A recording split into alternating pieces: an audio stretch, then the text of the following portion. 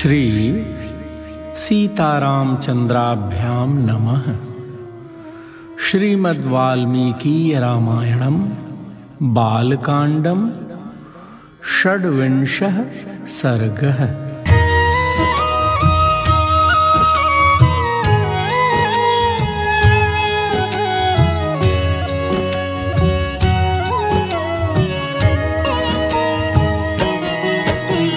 मुनिर्वचनं मक्लीबं श्रुत्वा नरवरात्मजः राघवः प्राञ्जलिर्भूत्वा प्रत्युवाच दृढव्रतः।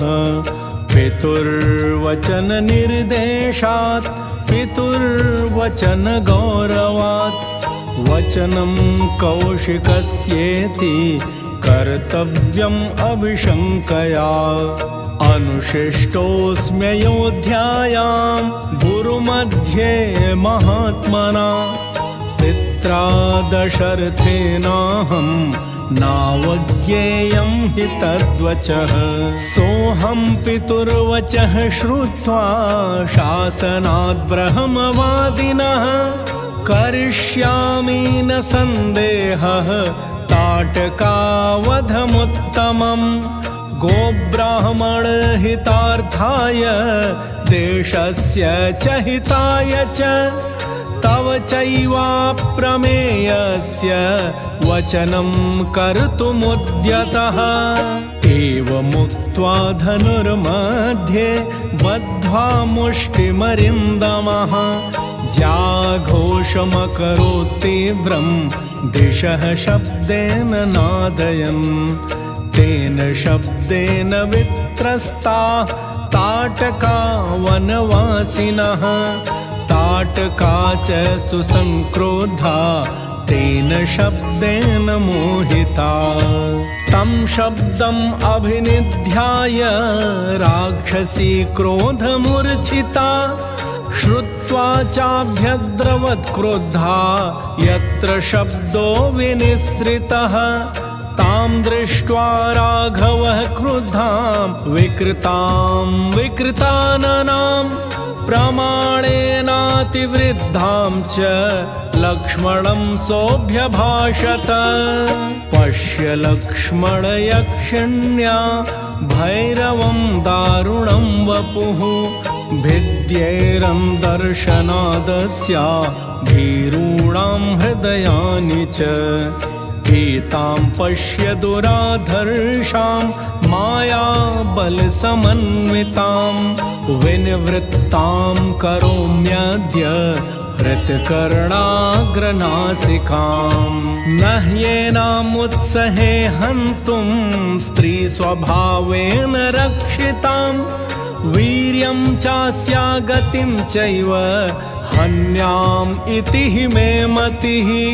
एवं ब्रुवाणे रामे तु ताटका क्रोधमूर्छिता उद्यम्य बाहुं गर्जन्ती राममेवाभ्यधावत्। विश्वामित्रस्तु ब्रह्मर्षि हुङ्कारेणाभिभर्त्यतां स्वस्ति राघवयोरस्तु जयं चैवाभ्यभाषत। उद्धुन्वानारजो घोरं ताटका राघवावुभौ रजो मेघेन महता मुहूर्तं सा व्यमोहयत्। ततो मायां समास्थाय शिलावर्षेण राघवौ अवाकिरत् सुमहता ततश्चुक्रोध राघवः। शिलावर्षं महत्तस्याः शरवर्षेण राघवः प्रतिवार्योपधावन्त्याः करौ चिच्छेदपत्रिभिः।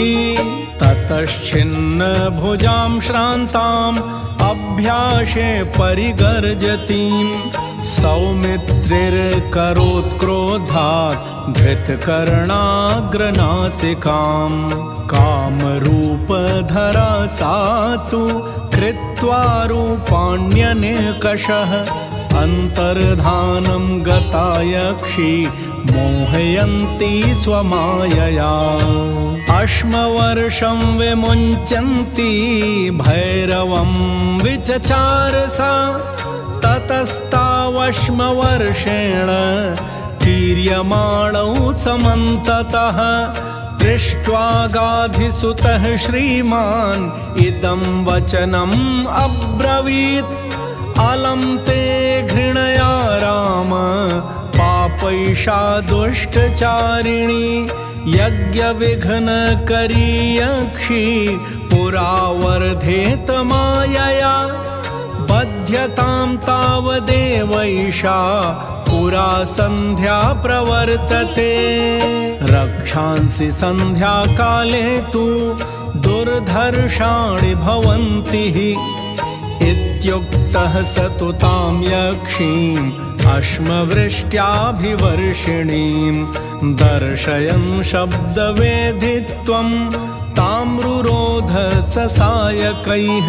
सारुद्धा बाणजालेन माया बलसमन्विता।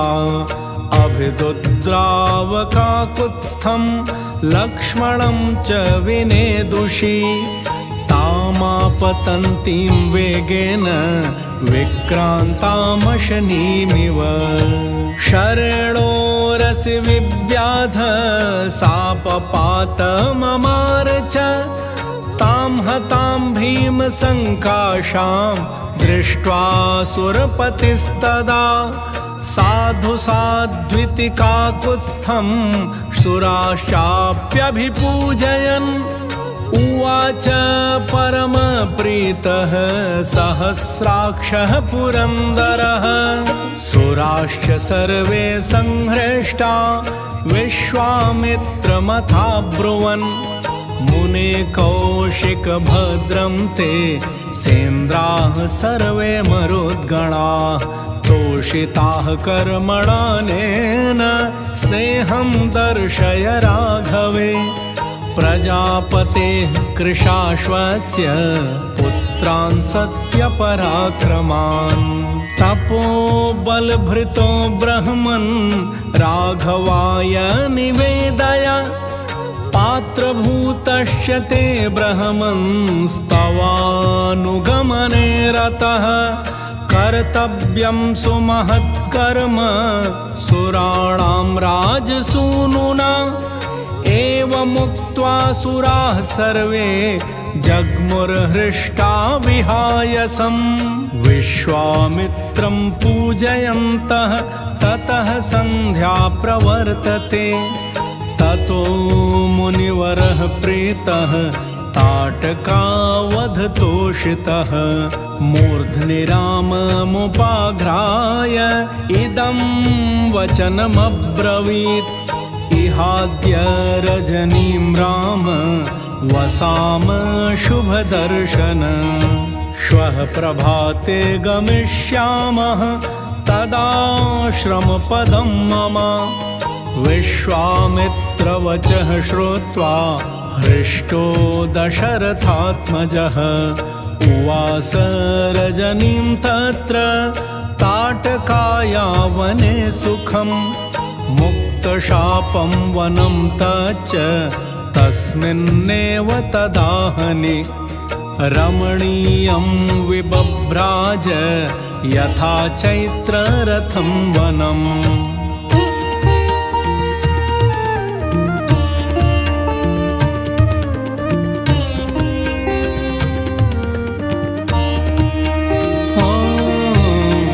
निहत्यतां यक्षसुतां स रामः।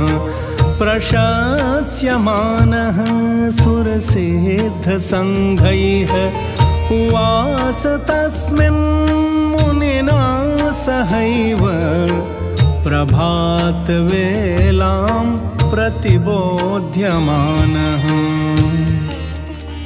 इत्यार्षे श्रीमद् रामायणे वाल्मीकीये आदिकाव्ये बालकाण्डे षड्विंशः सर्गः।